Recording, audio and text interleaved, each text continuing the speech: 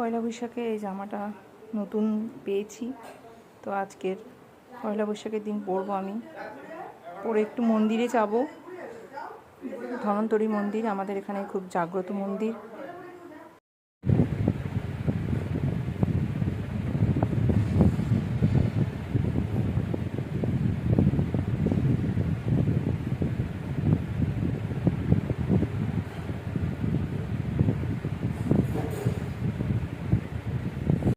নববর্ষ আমার সকল বন্ধুদেরকে, বড়দের জানাই প্রণাম, ছোটদের জানাই ভালোবাসা।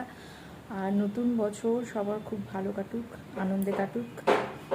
আমি নতুন জামা পরে নিয়েছি,